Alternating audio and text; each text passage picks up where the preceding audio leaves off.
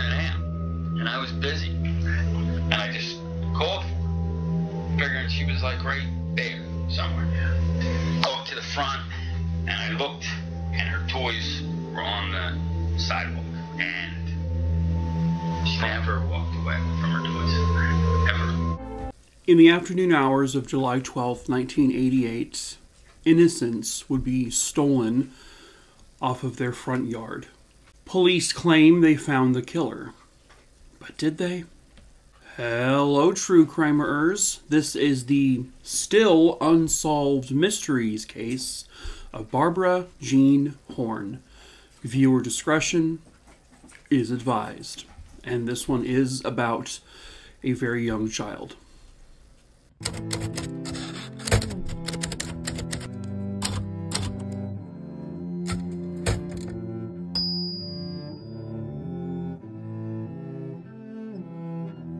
This story was originally featured on the show Unsolved Mysteries with Robert Stack on November 16th, 1988. I believe this was a very unique case on there because it actually featured one of the only times that Robert Stack just did a face-to-face interview with a detective on this case, and there wasn't any like actual recreations shown. Sharon and John Fahey lived in Philadelphia, Pennsylvania, and they lived on the 1400 block of St. Vincent Street. Sharon had a child from a previous relationship, and at the time of this story, her child was 4-year-old Barbara Jean Horn. At approximately 3 p.m. on July 12, 1988, it was a very bright, sunny afternoon, Sharon was at her work, and John was at home with Barbara Jean. Now, Barbara and John were out on their little, like, front yard. It was like a large patch of grass, basically. And, you know, he was just out there watching Barbara play with her toys, just having a good old innocent time.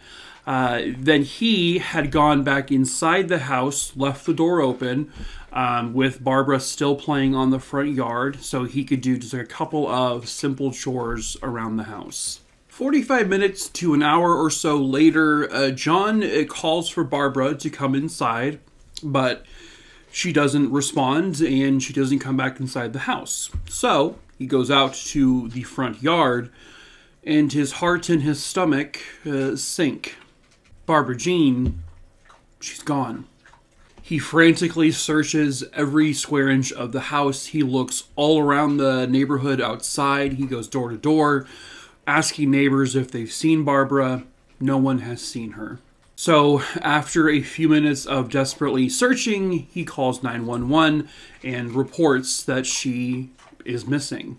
Given her age and the fact that she's nowhere seen in the entire neighborhood, police respond very quickly and they get to the house.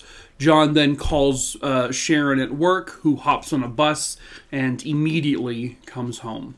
John, along with family members, search the neighborhood. They go crazy. They are just looking at every single thing they can find, turning every stone over, and they find nothing.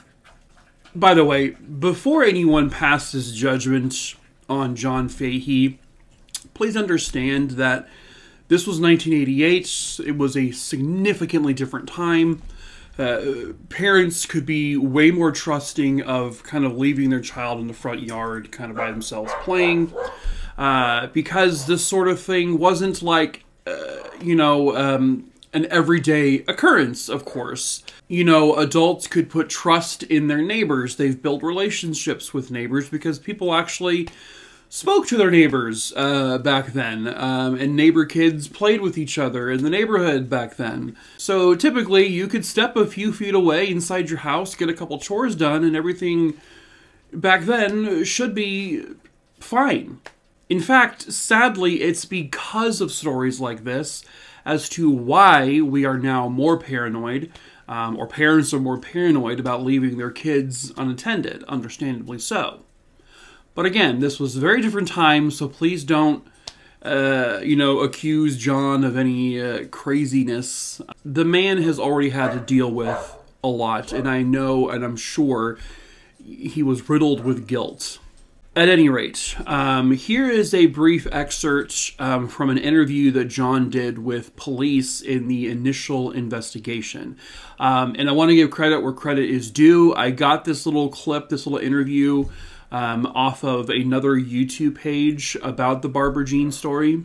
The page is called O&F Productions. I'll link them as the at the end with the little video to go directly to theirs, if I can figure it out. But it sounds like if you are local to Philly, you might enjoy following their page. So give their channel a subscribe.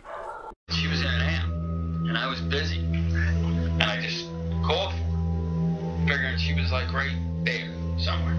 I walked to the front, and I looked, and her toys were on the sidewalk, and she never walked away from her toys, ever. So he basically recounts kind of what I told you. So at this point, it's all hands on deck. They are searching everywhere and anywhere they possibly can. And unfortunately, it would not take long after that to locate Barbara Jean. Shortly before 6 p.m. that same evening, so just a couple of hours after she seemed to disappear, some folks who lived down the street from Barbara Jean's house, well, they found something pretty devastating. Outside on the driveway of 1409 St. Vincent Street, the residences of that home saw a large brown cardboard box that once held a 13-inch television. Yes, back then, televisions were humongous, even the small ones.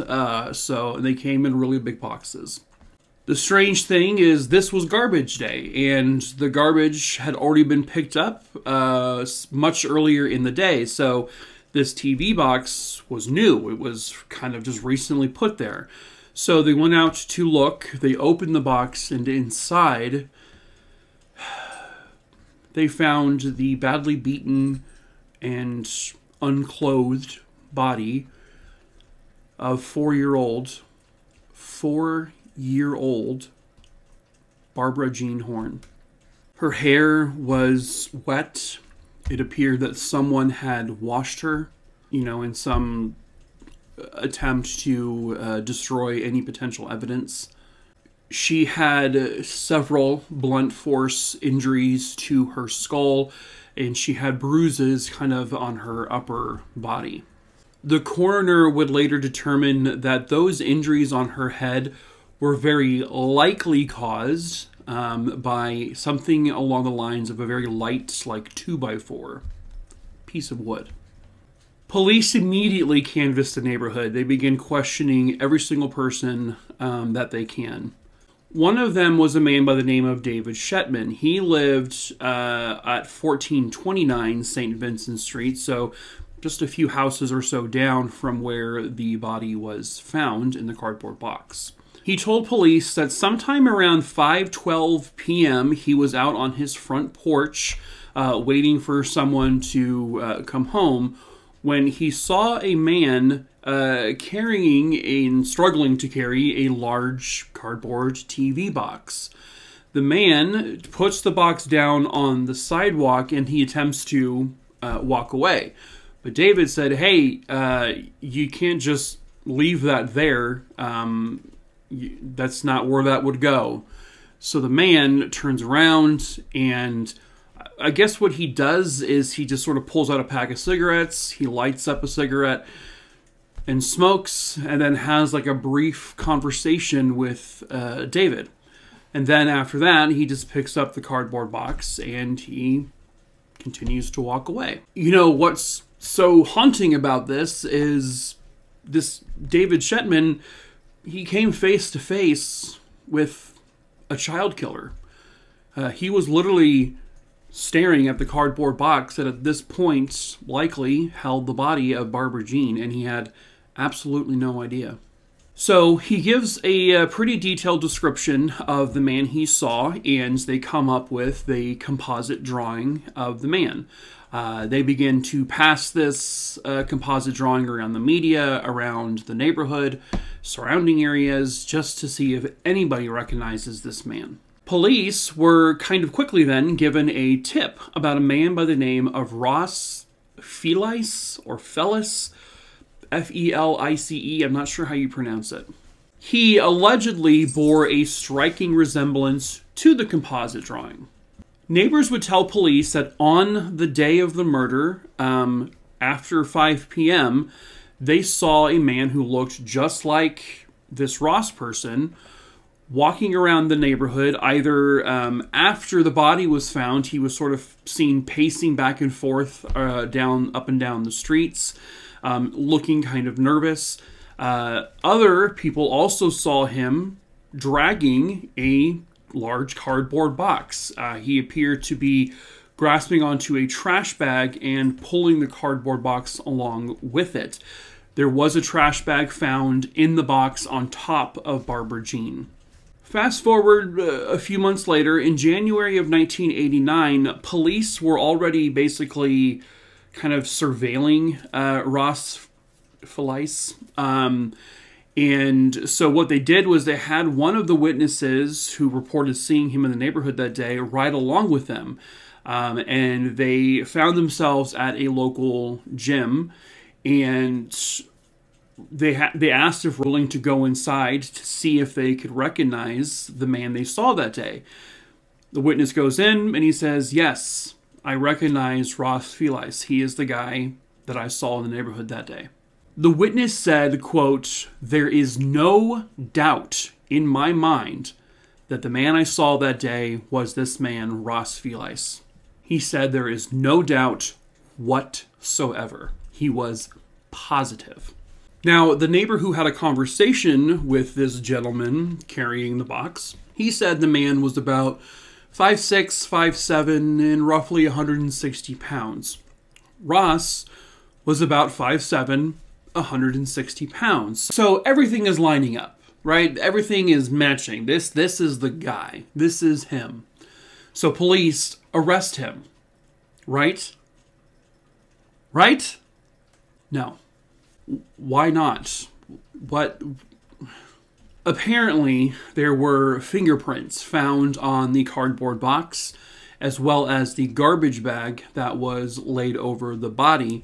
And apparently, those fingerprints did not match Ross at all. So I guess that's the one and only reason why police didn't arrest him. So they basically just let it go. They just said, Ross can't be the guy. The TV box itself would lead police to another suspect. After doing some intense sleuthing with like the serial number and the barcode on the box, they discovered exactly who purchased this particular television. It was purchased by Ruth and Joseph Ward, who lived in the exact same neighborhood as Barbara Jean. They had a college-aged son named Wesley Ward.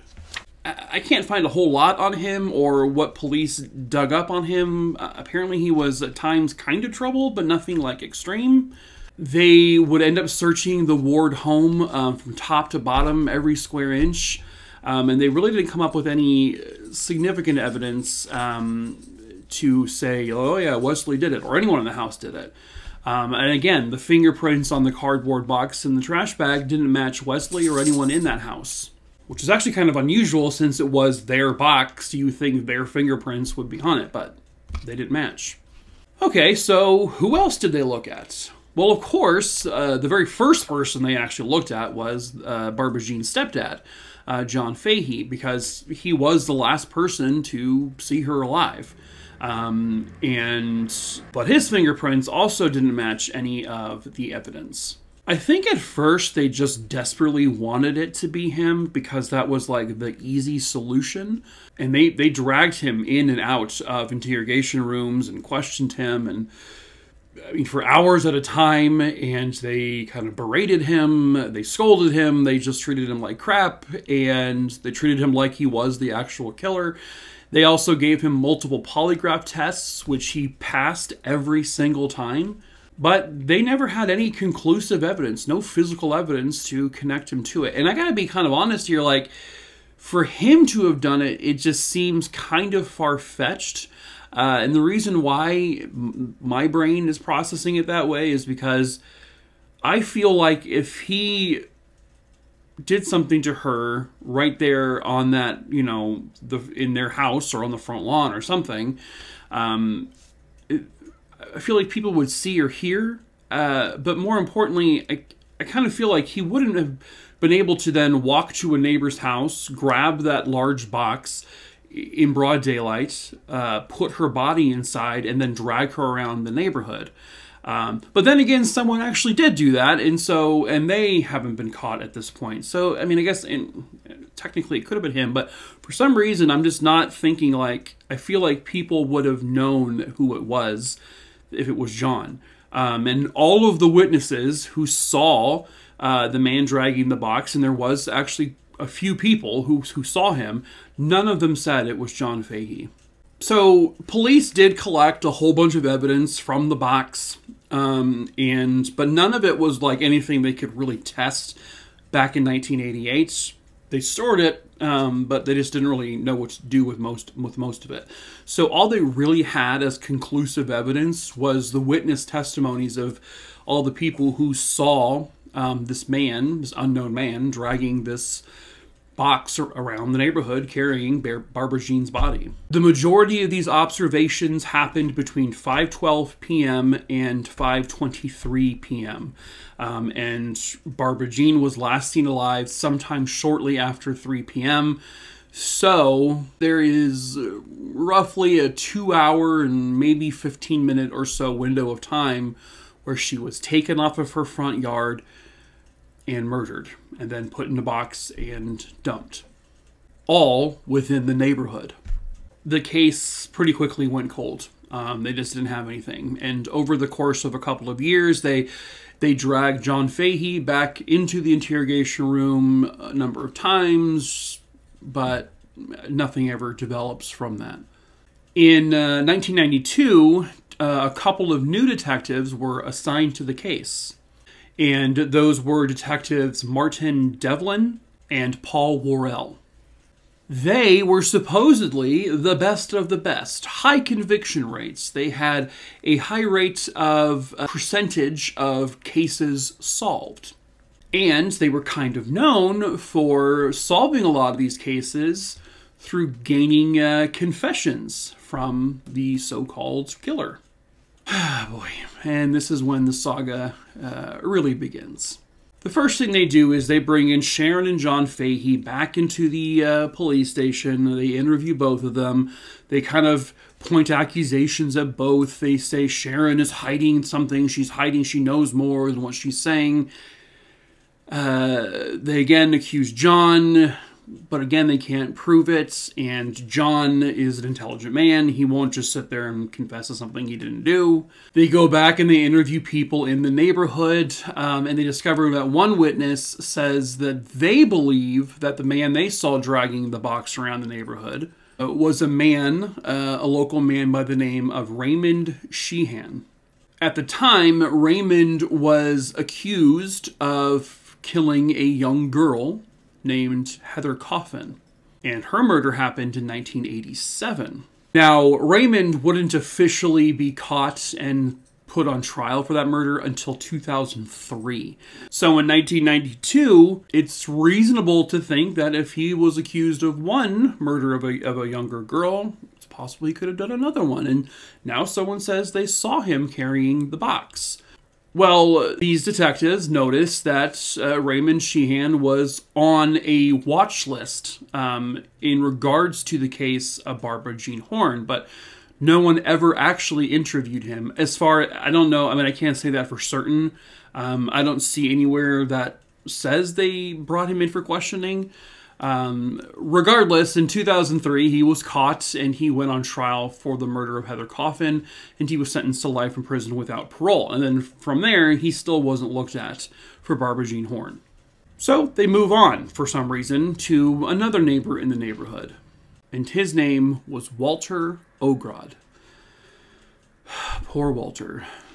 Walter lived across the street from where Barbara Jean lived, and he lived with a couple of friends that he basically was renting rooms of that house to. His family used to live in that house. And actually, kind of as a side note, this house that Walter was living in, as he was living in it years prior, there was another murder that took place in the house. I think that murder is still unsolved. I didn't really do a deep dive into it.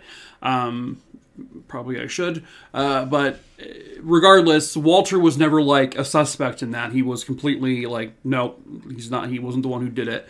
But eventually, Walter remained living in the house. He would move out of state for a little while. Then he came back. And he just rented rooms out. And so the friends that lived there, they had a son named Charlie Jr., and Charlie Jr. was a boy around the same age as Barbara Jean, and the two of them would play all the time. They were friends. Walter had absolutely no criminal background. He's never been arrested, nothing like that. Walter did attempt to serve in the U.S. Army, but unfortunately after a while he was discharged because psychiatrists in the Army deemed that he was developmentally disabled. So he was discharged. He graduated from a school that specialized with like students who have disabilities, learning disabilities, and he would actually graduate high school 2 years later than everyone else did. He was slow. He was also diagnosed as having like a mixed personality disorder. People close to Walter said he was, again, very slow, but he was very, very easy to manipulate. And that, I think, is what detectives honed in on. Easy to manipulate. To them, Walter Ogrod just looked the part. In April of 1992, police would just sort of politely ask Walter if he was willing to come in to just simply provide information. They told him that he would just be an informational witness. And Walter agreed. He said, yeah, sure, that's fine. Walter worked for a delivery service for a bakery. And the particular day he was asked to come in, he had also just worked a double shift. He had worked 18 straight hours, and he was awake several hours before that. So after he got off work that day, he went straight to the police station. And Walter wouldn't breathe free air again until 28 years later. Police were not really looking for just an informational witness. They interviewed him for what they claim was 6 hours, but what Walter says is they interviewed him for upwards to 18 hours. They grilled him. They berated him. They questioned him hard. They just flat out said, we think you're the one who did it. And so if you think about it, Walter is up now at this point for at least 36 straight hours, possibly 40 or longer hours. He is absolutely just dead tired. He had just worked a very long double shift with very few breaks. He then spent another 6 to 18 hours being grilled by police. He is developmentally disabled. He is not being fed during this time. And eventually, it all sort of just boils over. Walter ends up signing a 16-page handwritten confession note. The confession was handwritten by Detective Devlin, who claims that they are the exact words that Walter said. And then Walter just went through and he signed every page of that document. But Walter did not write it himself. You may wonder, well, why is that relevant if it's who cares who's writing it? Because if it's another person writing it, especially one of the detectives, that really kind of brings into question, are these what Walter actually said? Are these the same words he said? Because there's no way to prove it. So here is the confession that Walter gave. That afternoon, sometime after 3 p.m., Barbara Jean walked across the street, knocked on the door where Walter Ogrod lived, and she asked if Charlie Jr. could come out and play. Walter then says that he managed to lure her inside with the promise of playing with Charlie. But instead of bringing her to Charlie, he brought her to the basement, where he then tried to force oral stuff with her when she screamed and tried to run away. And he said he grabbed one of those metal weight bars. You know, you put the weights in the end, and stuff that I don't do. He said he grabbed one of those bars and he just whacked her over the head at least 4 times, possibly more. He then says he takes off all of her clothes and hides them in a vent. And even though he said what vent, those clothing items have never been found. He then washed her body in the kitchen sink. He then says he carries her unclothed body, and he happens to be sharing the same driveway area as the Ward family, the family who had the cardboard box. So he then says he puts the body in the box, covers her with a trash bag, and then proceeds to drag the box around looking for a place to dump her. My issue is, and it kind of goes back to my issue with John Fahey, is that's really bold to just in broad daylight carry in your arms an unclothed 4-year-old child who is deceased just openly, and then put her in a box right there. Like, that just seems really bold. But again, I guess someone had to have done it, because that's what happened. None of the witnesses, and keep in mind this is a neighborhood Walter has lived in for a while, they all recognize him. None of them said that he was the man who spoke to them or was seen dragging the box around or was seen pacing the neighborhood. Not one witness. His fingerprints did not match anything on the cardboard box or the plastic bag.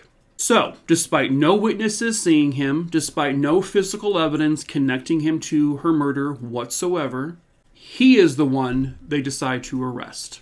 On April 6, 1992, he is arrested and he is charged with her murder as well as sexual assault. It's really interesting to me that the guy who was ID'd by several people is the one they did not even arrest or bring in for questioning. It just seems very strange to me.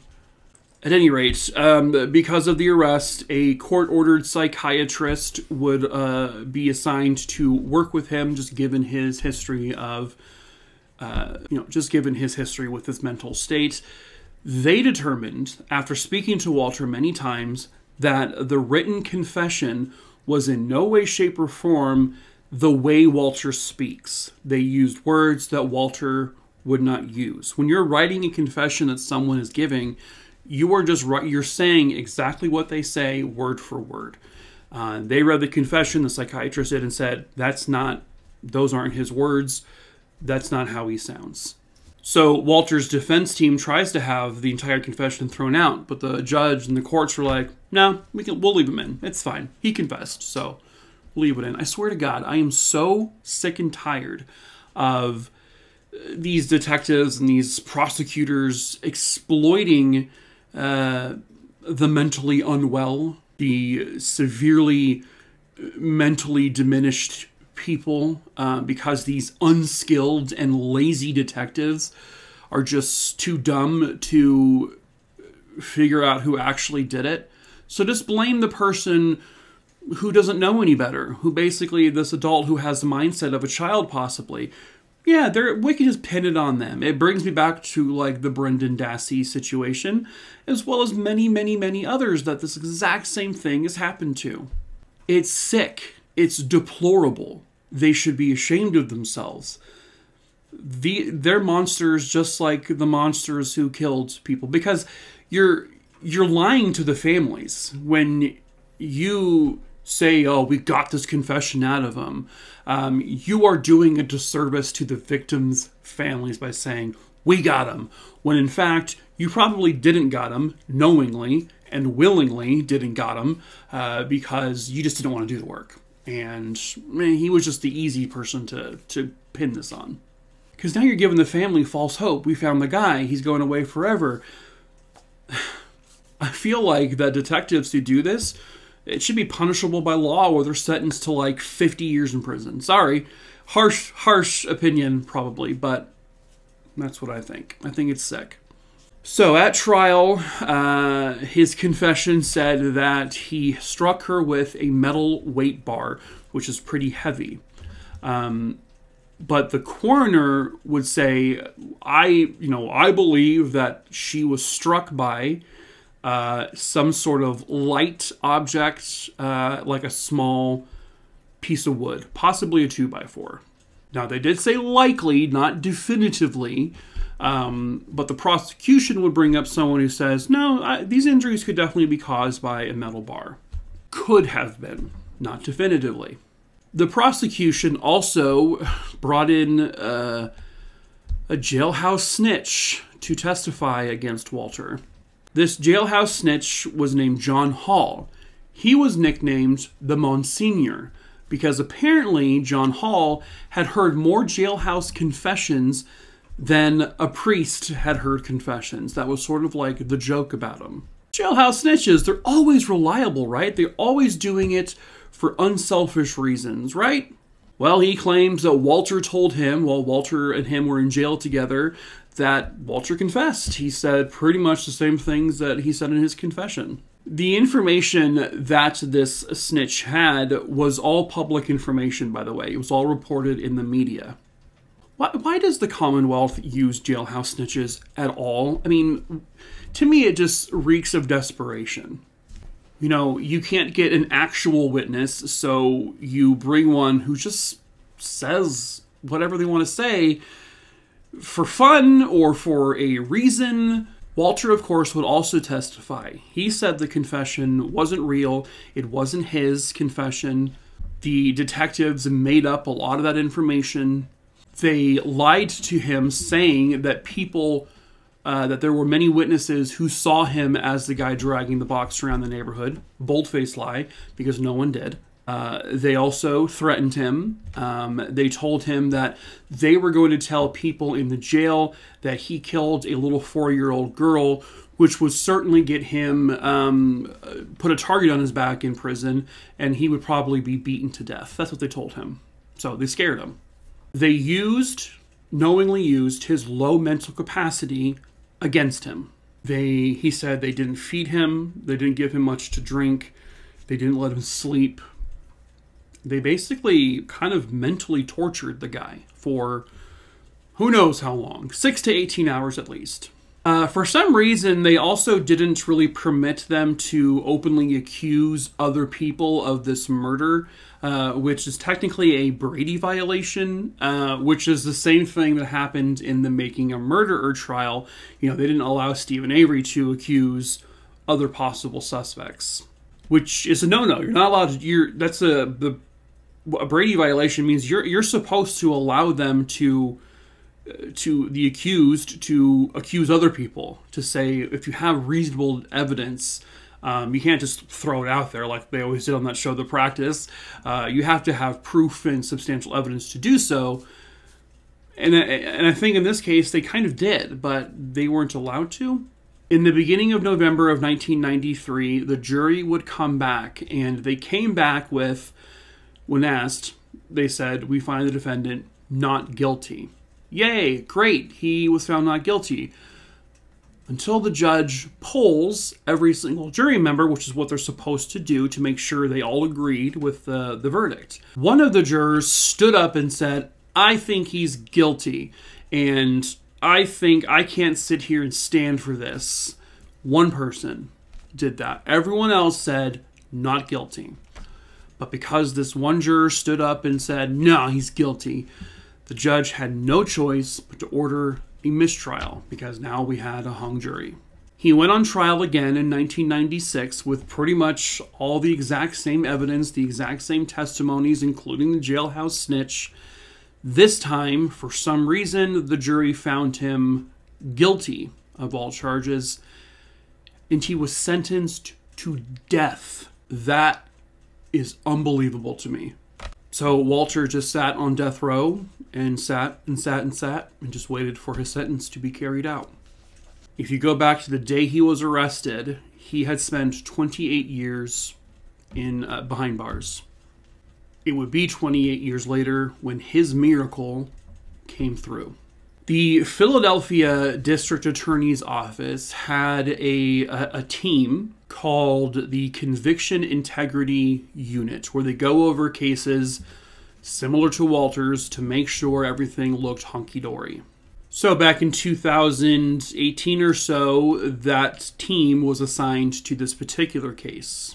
They were given access to everything, all the evidence. And of course, they had a box full of evidence with evidence that was never tested because they didn't have the technology back then. They had they had hair samples, fingernail scrapings. They had apparently left on an object in the box with Barbara or on her body directly. They found a small sample of what could have been some sort of bodily fluid, probably male bodily fluid. So they actually collected it and stored it properly.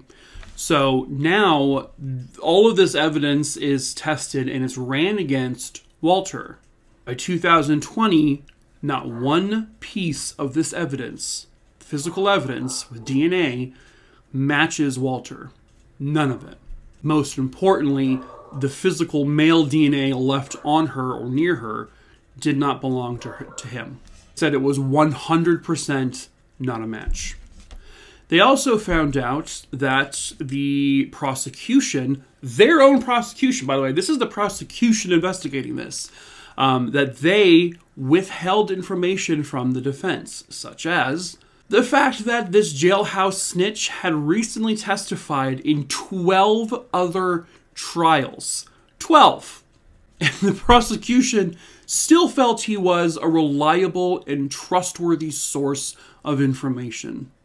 They found several documents from the coroner that stated that the murder weapon had to have been something light, and it would not necessarily have been something like a heavyweight bar. That it had to have been done by something like a light piece of wood, like a 2x4. They did not believe that the injuries were caused by a heavy metal bar. But that information was withheld from the defense. They also withheld evidence where they had testimonies, witness statements from several of Walter's previous teachers who all said Walter had a very limited mental capacity. And for him to do something like this seemed kind of very unlikely. On June 10th, 2020, the prosecution, Philadelphia's prosecution team, would go to the courts to say, we don't believe Walter Ogrod is Barbara Jean's killer. The prosecution requested the courts release Walter, and they did. Due to false testimony, prosecutorial misconduct, evidence withheld, and a confession that the courts and people on this prosecution team all agreed was very clearly coerced and was obtained in a very questionable fashion. They withheld vital information about the murder weapon, which, by the way, was never found. So on June 10th, 2020, Walter was released and his entire conviction was completely vacated. It was completely erased from his record. The two detectives, Devlin and Worrell, who got the confession from Walter, well, turns out they've done that before in the past. Go figure. Walter Ogrod was not the first person to have a conviction overturned by DNA evidence where they were originally convicted based on a confession given to these two detectives, a false confession. As a matter of fact, one of the detectives, Devlin, was charged, I think in 2020, 2021, with perjury, lying to the courts with regards to stuff like this. His case is actually still ongoing. The other possible suspects from early on, like Ross Felice and Wesley Ward and Donald Sheehan, I can't find conclusive stories where like they were tested DNA wise. So I'm not sure if they've actually done anything along those lines. I saw a blurb where they pulled items, they did search their homes, and they pulled items from their homes, and none of those items matched DNA of Barbara, but I don't know if they've tested the DNA found on her or other items found near her against them yet. I'm assuming they haven't, or they have, and there's just nothing came back, but I don't know.